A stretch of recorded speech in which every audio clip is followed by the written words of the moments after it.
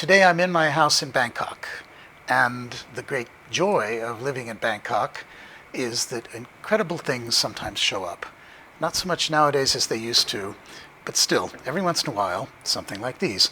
And these are coin jars. They're filled with coins set in concentric circles, and they were found in a shipwreck at the bottom of the sea.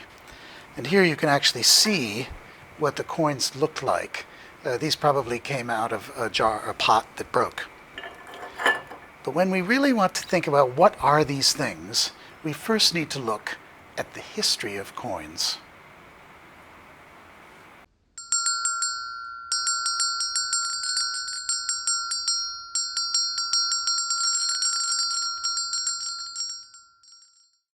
In order to do a history of coins, of course, you need some coins.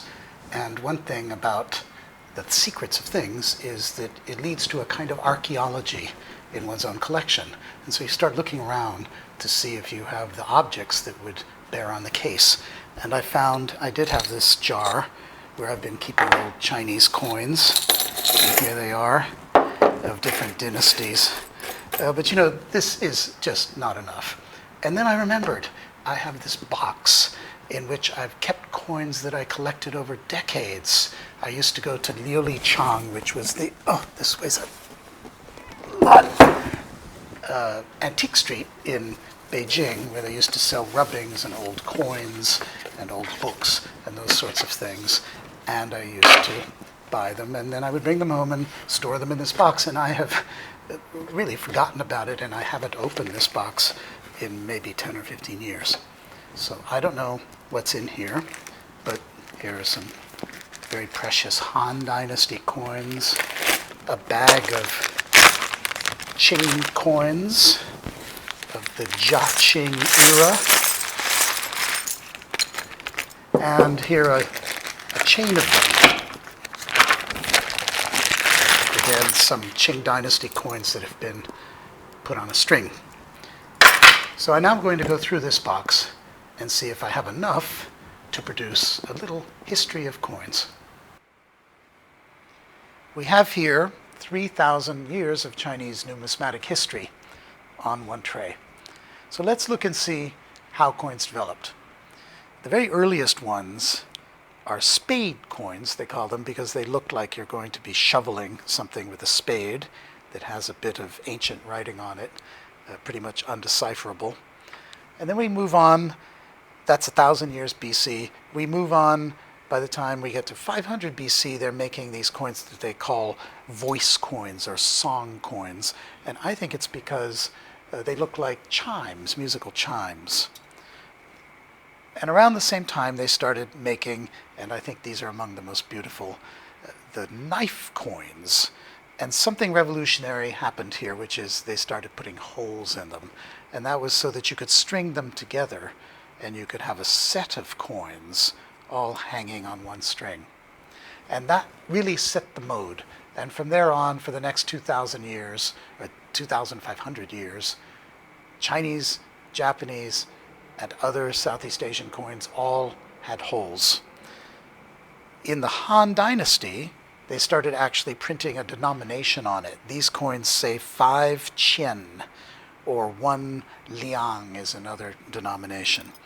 And here you actually see coins freshly minted, but they haven't actually been removed from the mold.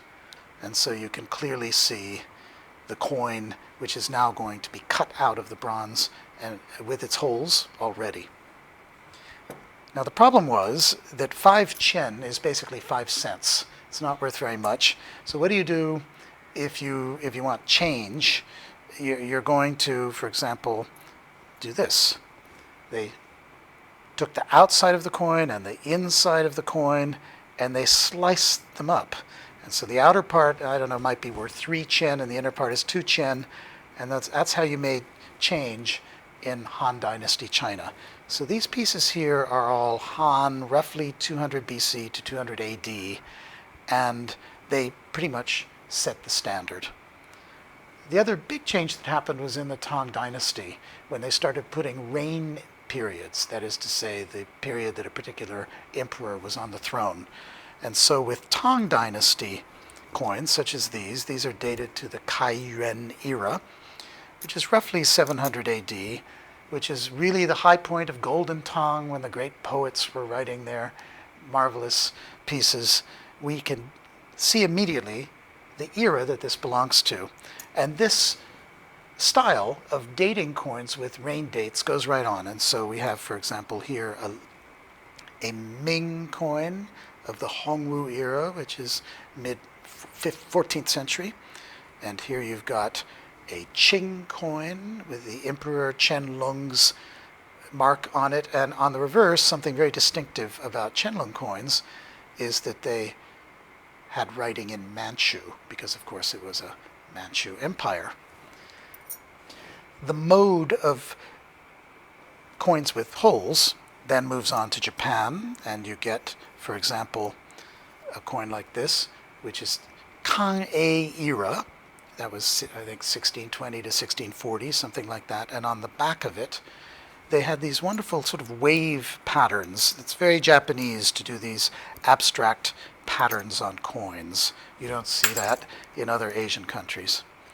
The Japanese also made other varieties, these sort of almost egg-shaped coins that were much bigger denominations. And the same principle of doing coins with holes goes right on, for example, to Thailand. So these are very early Thai coins. So why coins with holes?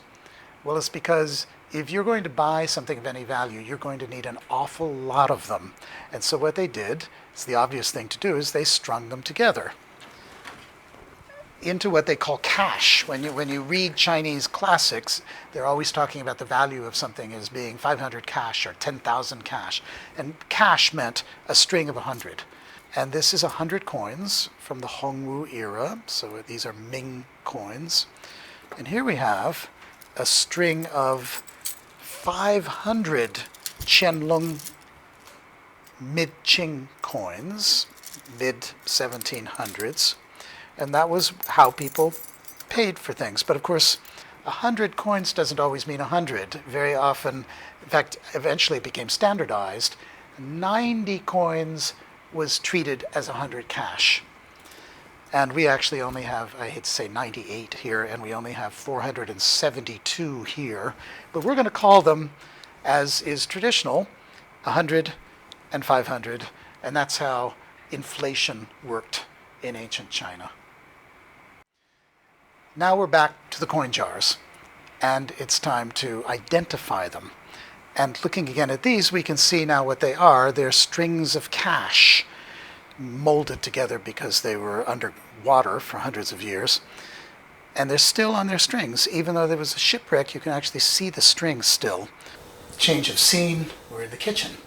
And this is the backstage of an art collector. And what I'm going to do is try to take these small parts of the coin chains and break them up and polish them and see if I can identify them. And this is rather a rough business. Dr. Johnson had said an antiquarian is a rugged being.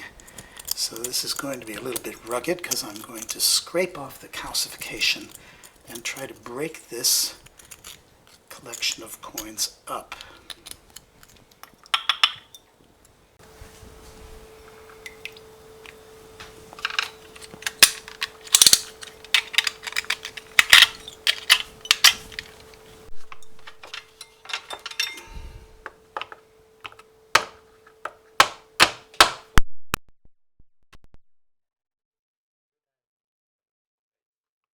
Look, I know, there, we got it.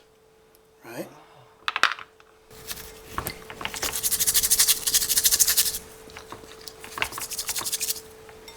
Well, I could polish this even more, but it's now very clear, and you can read the characters, and they're not Chinese, they're not Japanese, they're Vietnamese, and it's the Minh Mang era of the Vietnamese emperor who reigned around 1820 to 1840.